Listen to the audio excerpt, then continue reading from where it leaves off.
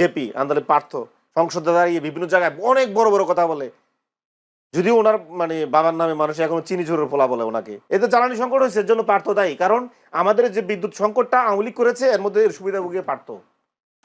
তার বাপ ছিল চিনিচুর, আর সে হচ্ছে এখনো বিদ্যুতের মানে আমাদের লোপাটকারীর একজন। এই যে 234 বিলিয়ন টাকা চুরি করেছে, আর বেশিরভাগে কিন্তু হচ্ছে আপনার বিদ্যুৎ সেক্টর, তারপরে হচ্ছে ব্যাংক সেক্টর। এই লোপাটকারীদের একজন হচ্ছে আন্তরিক পার্থ। অথচ দেখবেন কত মিষ্টি মিষ্টি কথা বলে। আলোচনায় ঢুকতে চাই জয়নুল আবেদিন শিশিরের কাছে। যেহেতু জয়নুল আবেদিন শিশির ডিপ স্টেটের কথা যেহেতু আসছে, আসিফ মাহমুদ ডিপ স্টেটের কথা বলেছেন, তাদেরকে পরামর্শ দেওয়া হয়েছিল 2029 সাল পর্যন্ত থাকবার জন্য। আবার সেই ডিপ স্টেটেই জড়িত বলা হচ্ছে নাহিদ ইসলাম, তিনি বলেছেন আহ্বায়ক এনসিপির আহ্বায়ক, যে শরীফ ওসমান হাদির হত্যার সাথে জড়িত। তাহলে তো ডিপ স্টেট যারা আসিফ মাহমুদকে প্রস্তাবটা দিয়েছিল, আবার যদি নাহিদ ইসলামের বক্তব্য যদি ডিপ স্টেটের সাথে জড়িত থাকে, তাহলে ডিপ স্টেটের লোকদের সাথে তো এনসিপির পরিচয় আছে, তারা এগুলো খোলাসা করছে না কেন, বা শরীফ ওসমান হাদির হত্যাকারীদের নাম বলছে না কেন? দেখেন, আমরা বরাবরে বলেছি যে 2026 সালে যে নির্বাচনটা হয়েছে, নির্বাচনের আগেও আপনারা অনেক শুতে আমি বলেছি এই নির্বাচনটা একটা পাতানো নির্বাচন হতে যাচ্ছে।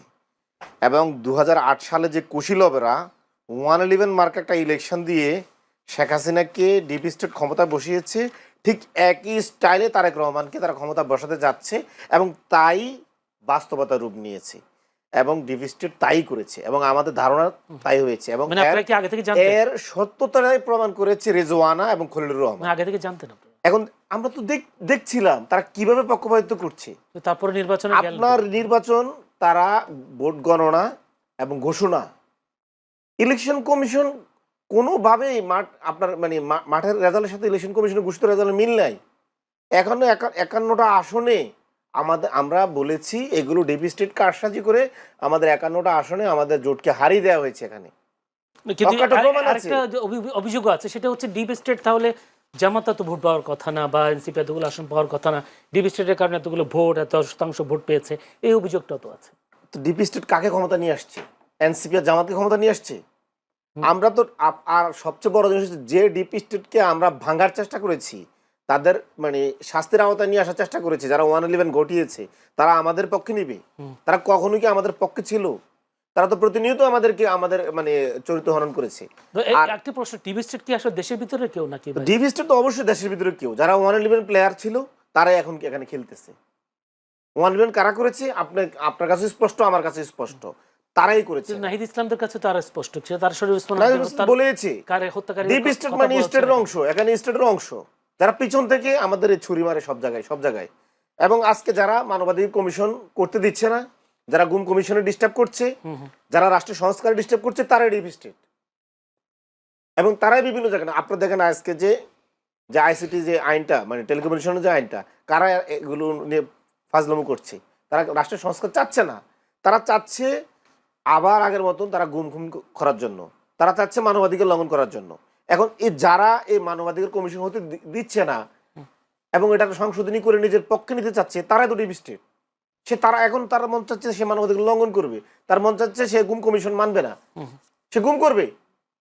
কি অসভ্য একটা জাতির চিন্তা করেন যে 15 বছর গুম ছিলাম আমরা, মানবাধিকার মানে লঙ্ঘনের মধ্যে ছিলাম, এর জন্য আমরা কমিশন করলাম, এগুলো আবার আটকে দিয়েছে। তো আপনি ডিপ স্টেট কারা এখন আপনি মানে স্পষ্ট, এগুলো যারা বিরোধিতা করছে তারা ডিপ স্টেট।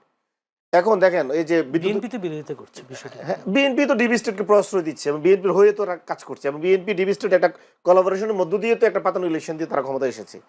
আপনি দেখেন আজকে সংসদে বড় বড় কথা বলে, এই যে মানে আধা বিএনপি নেতা, আধা মানে আপনার এই কি জানি করে জেপি আন্দোলন পার্থ সংসদে দাঁড়িয়ে বিভিন্ন জায়গায় অনেক বড় বড় কথা বলে, যদিও ওনার মানে বাবার নামে মানুষ এখনো চিনি ঝোরের পোলা বলে ওনাকে।